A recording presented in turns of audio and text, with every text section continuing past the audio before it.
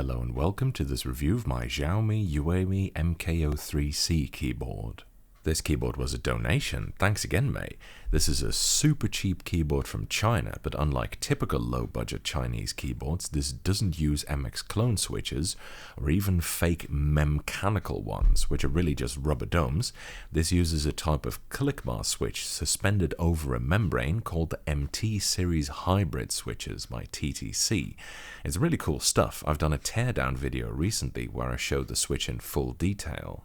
This keyboard originally cost just $12.50 shipped from China apparently, which is incredibly cheap, but the demand for them was so high that they jacked up the price all the way to $20, although if you get it through a Western outlet it does cost more.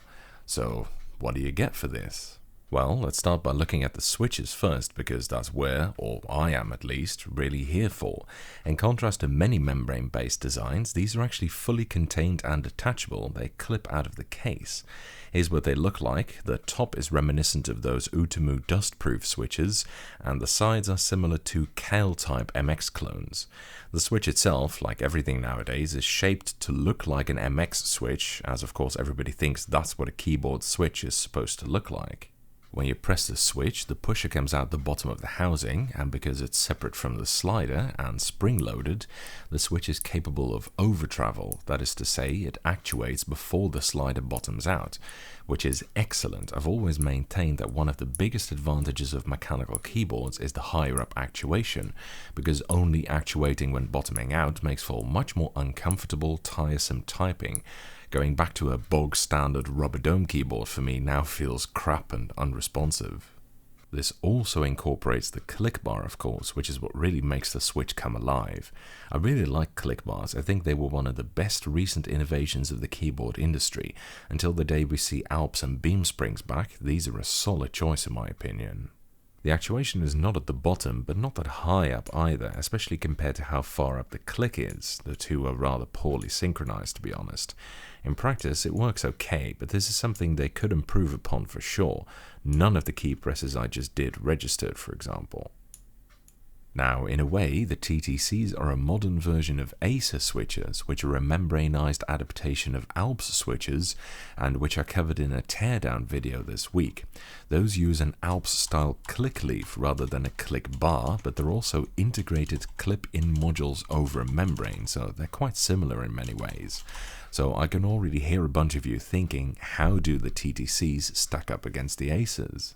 Well, it's quite interesting to be honest. The click bars in these TTC switches appear to be the thinner type that's present on switches like box white, which are sharply but weakly tactile. The bump is quite small, but it's very nicely defined. I like box whites, so these feel good too in my opinion. The Acers, on the other hand, are very tactile, and although they're slightly stiffer, they have less resistance after the tactile bump, so they give in very far after you clear the click leaf.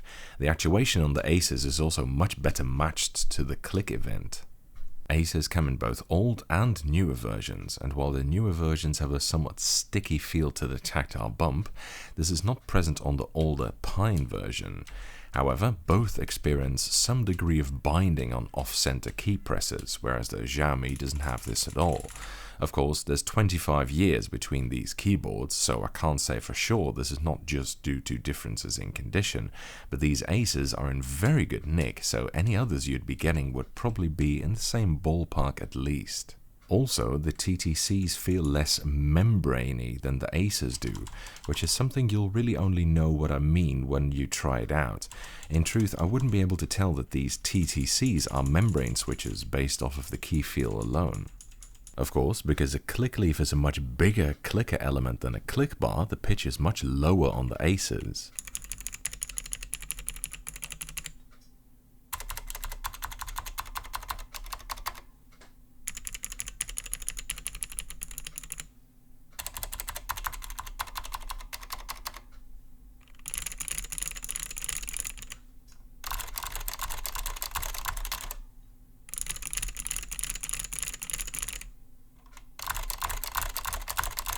The fairly roomy case probably helps a lot too here. Overall, I'd say the TTCs are roughly on par with Acer switches, each with their own pros and cons.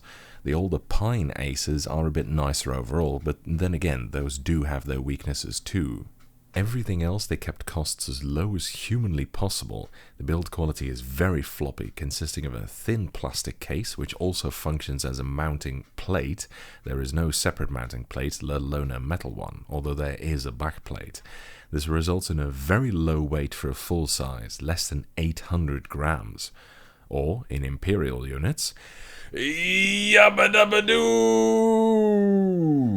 As you might expect then, it flexes incredibly badly, and it even bends ever so slightly.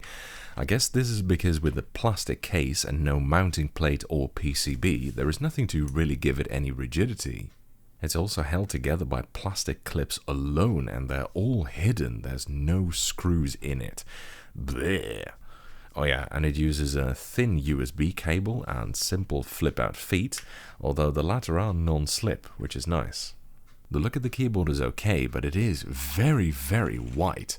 I think it's meant to fit in with Apple-styled products, which tend to all be very metallic and all white. Compared to most gaming keyboards, it's very tame indeed. In fact, according to one of the retailer's product pages of the keyboard, it's sold on many websites, its features include, and are indeed limited to, cool.